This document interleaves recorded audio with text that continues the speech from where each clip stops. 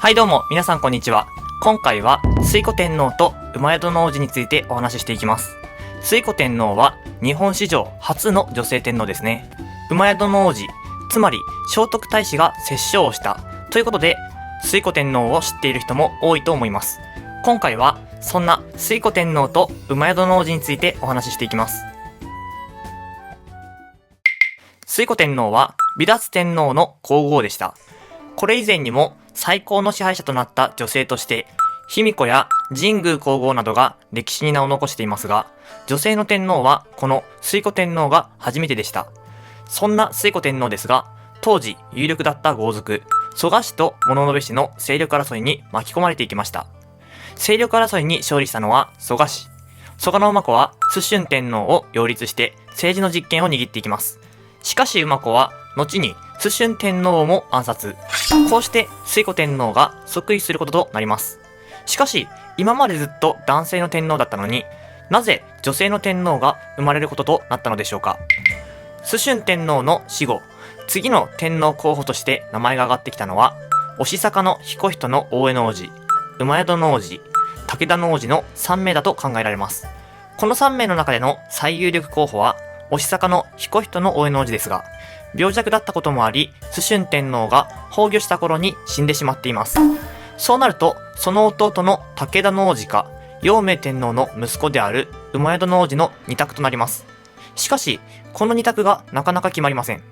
とはいえ、いつまでも決めないわけにはいかないので、結局、推古天皇が即位することで、この皇位継承問題は収束するのです。こうして、当時としては異例中の異例である女性天皇の即位によって落ち着いた皇位継承問題ですが、これ以降何名か女性天皇は登場します。大抵の場合は次の天皇候補が幼すぎるなどの理由で天皇となった中継ぎの天皇という意味合いが多いので、覚えておくと後々理解しやすくなるでしょう。さて、推古天皇とセットで語られることの多い厩戸王子ですが、厩戸王子は推古天皇の甥にあたります。推古天皇の時代には、この厩戸王子を次の天皇、つまり皇太子に指名して、彼が摂政として政治を行っていくことになりました。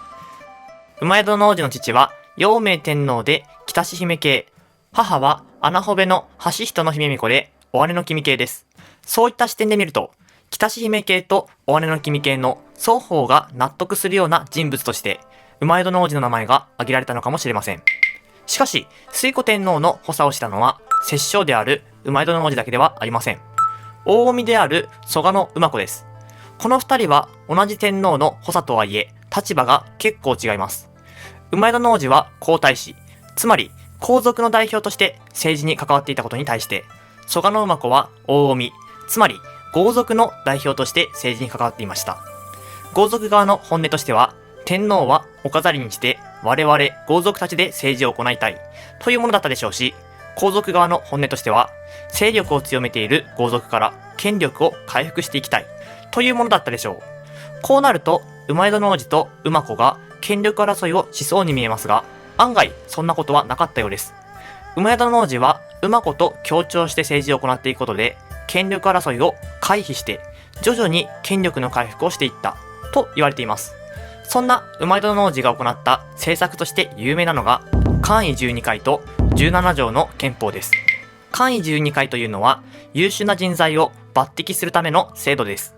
これ以前は市政制度によって中央の貴族や地方の豪族に仕事を割り振っていました。つまり家柄によって仕事が決まっていたのです。しかし簡位12回の制定によって優秀な人材は地位を向上させることができるようになりました。徳、仁、礼、信、義、智の6つを大小に分けて12個にし、冠の色によって位が分かるようにしたと言われています。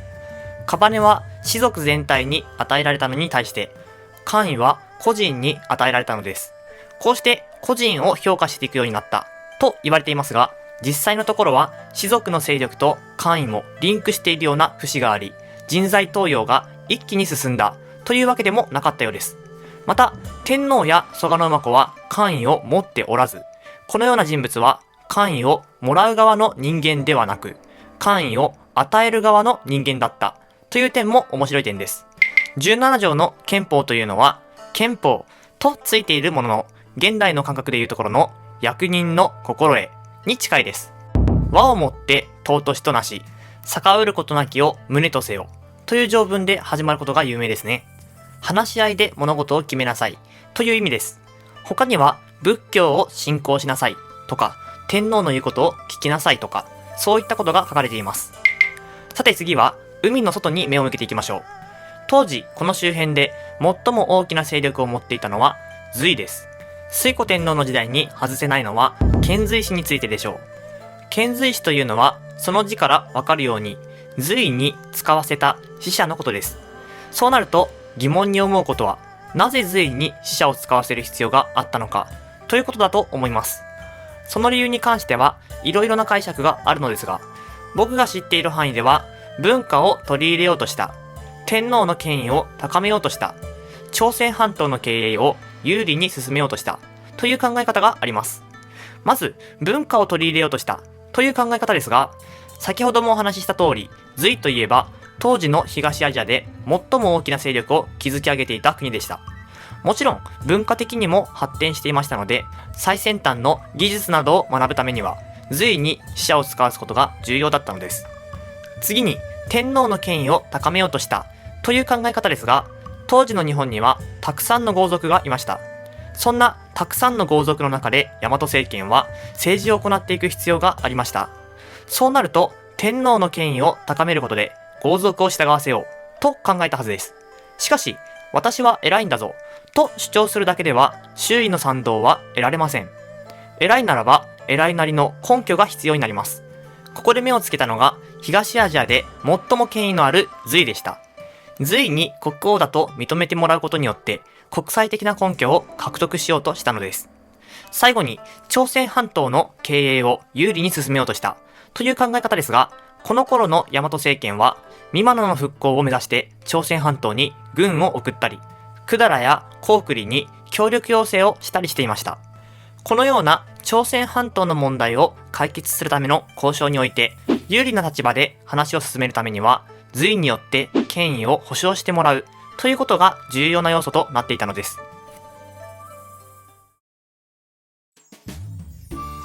さていかがだったでしょうか。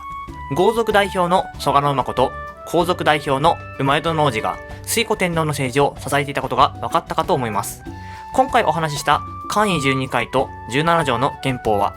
一般的に厩戸王子の功績として知られていますが、馬子も制定に関わっていた、なんなら馬子がメインで行っていたという考え方もあります。次の動画では遣隋使について詳しくお話ししていきます。それではまた次の動画で。